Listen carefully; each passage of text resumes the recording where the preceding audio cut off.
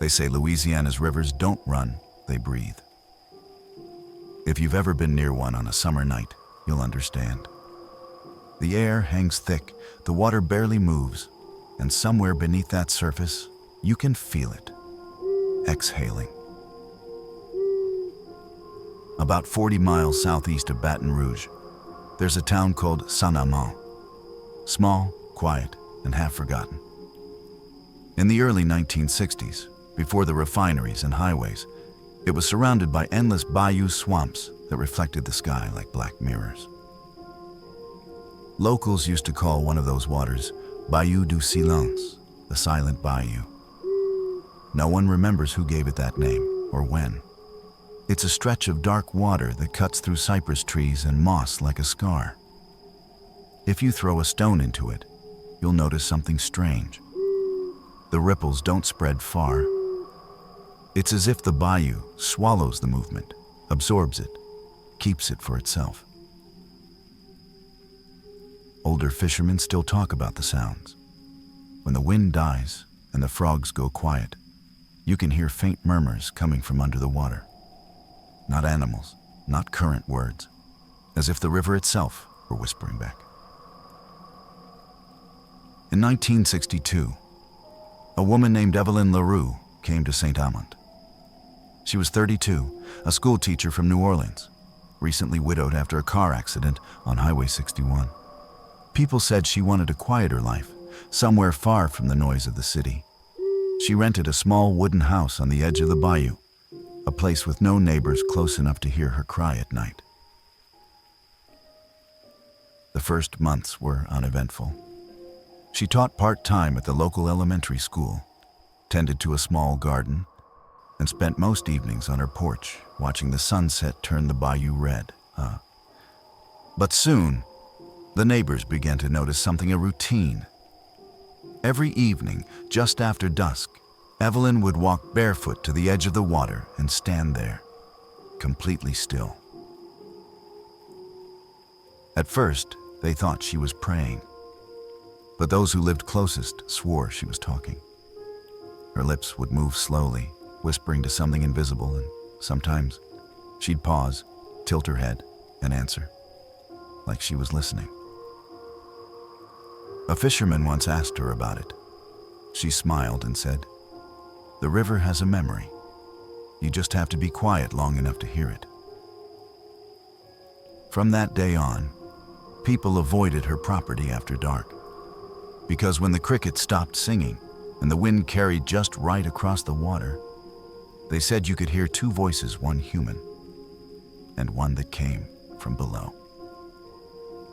By mid-July of 1962, the people of Saint-Amand had gotten used to Evelyn's quiet presence.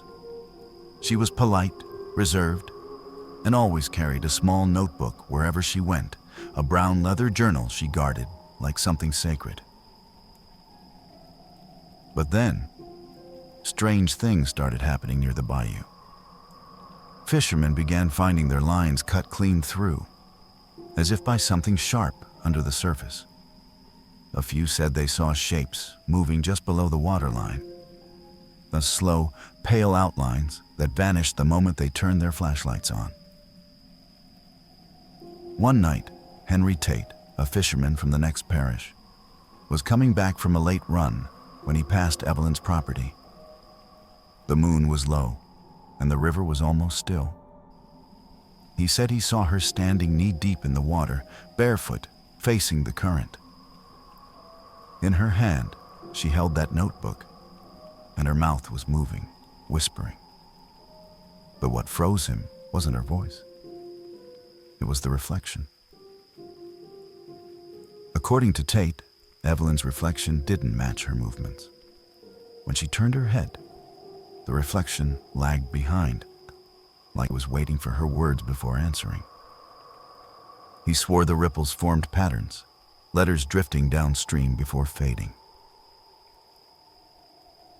The next morning, Henry went to tell the sheriff. But when they came back to check, there was nothing. No footprints, no book, no sign she'd even been near the water. Only the faint smell of wet earth and lilies. That week, Evelyn stopped coming into town. Her students said she'd begun dismissing class early, saying she had to listen before it gets dark. A neighbor brought her groceries and noticed pages of that same notebook drying on the porch, dozens of them covered in backward writing. Some lines in English, some in Old French. One sentence appeared over and over. Il promet le calme, mais pas la paix. It promises calm, but not peace. Locals said she had started talking in her sleep, repeating words no one could recognize, like the sound of rushing water through a closed door, and whenever anyone tried to speak to her about it, she'd smile faintly and say, "You can't reason with something older than reason." After that, no one came near the bayou after sunset. The fishermen began calling it the place where the water listens, because sometimes, when you whispered her name across the river, something whispered it back. August 3rd, 1962. The day started heavy, the kind of heat that makes the air taste like metal. By evening, clouds gathered low over the trees, turning the whole sky the color of rust. Everyone in Saint Amant knew a storm was coming. At 9:17 p.m., power went out across the parish. Streetlights flickered once, then the town went black. The only thing left was the sound wind, thunder, and somewhere far off, the slow roar of the bayou rising. Around midnight, Deputy Marc Delacroix was patrolling the back roads near the river when he noticed a flicker of light through the fog, a single lantern swaying near the shoreline. He pulled over. Through the rain, he could just make out a figure standing by the water. He called out, but the woman didn't answer. When he got closer, he realized it was Evelyn LaRue. Her dress was soaked. Her hair clung to her shoulders. In one hand, she held her notebook. In the other, a small metal cross. She looked calm, almost peaceful. Delacroix shouted again, but this time, she turned toward him and smiled. Then she stepped forward into the bayou, not stumbled, stepped, as if she were walking into something familiar. He ran to the edge of the water, shining his flashlight into the current, but there was nothing. No splash, no struggle, not even ripples. Only the lantern, slowly rocking on its hook until it went out. The next morning, her boots were found neatly placed beside the waterline. The notebook lay open in the mud. The last entry read, "It's calling my name, and I finally understand why." For 3 days, search teams dragged the bayou. Divers said the current was impossible, shifting direction every hour, like the water was breathing. They found tree branches, bottles, old fishing nets, but never her body. Not a single trace. On the third night, the rain stopped. The water calmed. And then, from somewhere deep under the surface, came a low hum, a sound no one could explain. Some said it was the current. Others swore it was a woman's voice singing beneath the mud. By dawn, the sheriff ordered the search to stop. The bayou went silent again. And for the first time, people began locking their doors before dark. 3 years passed. By 1965, most people in Saint-Amand had stopped mentioning Evelyn LaRue's name.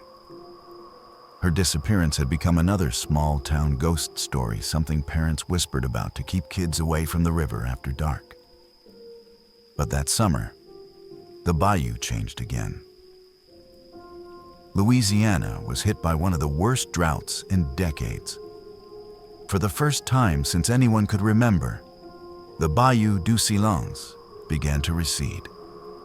Mud banks surfaced where the water used to shimmer, and cypress roots rose like bones, breaking through the skin of the earth. A group of high school boys went exploring along the newly exposed shoreline. They found beer bottles, fishing hooks, and something else. a rusted lantern half buried in mud. When they pulled it free, they saw that its wick was still intact, as if it had gone out just hours ago. News spread fast. Within days, a small team from the sheriff's department came to investigate. Among them was Deputy Mark Delacroix, the same man who had last seen Evelyn alive. He didn't say much, but witnesses later recalled his hands shaking as he walked the edge of the dried bayou. A few yards from where the lantern had been found, one of the deputies noticed something shiny in the mud, a small metal cross, twisted and blackened at the edges. And right beside it, the notebook. It shouldn't have survived. The cover was damp, but the pages were intact. The ink perfectly visible, not a single line washed away. Every word was where she had left it. Except one. On the very last page, written in darker ink, was a sentence that hadn't been there before. "I'm not beneath the water. I am the water." The sheriff ordered the notebook sealed as evidence. But the next morning, when they went to file it, the page was blank. Just faint impressions of handwriting pressed into the paper, like someone had written it without ink. Delacroix resigned 2 weeks later. He left town quietly, telling no one where he was going. But his wife later told a local reporter that every time it rained, he'd wake in the middle of the night, swearing he could hear a woman whispering from the sink, from the shower drain, whispering the same phrase Evelyn used to repeat. It promises calm, but not peace. Today, the town of Saint-Amand looks almost the same as it did 60 years ago. One main street, a few wooden houses, a church, and a road that leads nowhere in particular. The bayou still runs behind it, black and still, hidden beneath moss and fog. The house where Evelyn LaRue lived no longer exists. Locals say it burned down sometime in the 1970s, though no one remembers exactly when. If you walk through the clearing where it once stood, you'll find a few bricks, maybe a rusted mailbox, and the faint outline of a path that leads straight to the riverbank. The people who live there now don't talk much about the bayou. They call it the quiet place, and if you ask about Evelyn, they'll tell you she was a teacher who left one night and never came back. That's all. But if you linger, if you ask the wrong person, you'll start to hear the other version. The one that says sometimes, after long rainstorms, the river rises too high. And when it does, it carries things that weren't there before: old pages, bits of paper, smudged words written backward. A fisherman once claimed he found a glass bottle washed up near the bend of the bayou.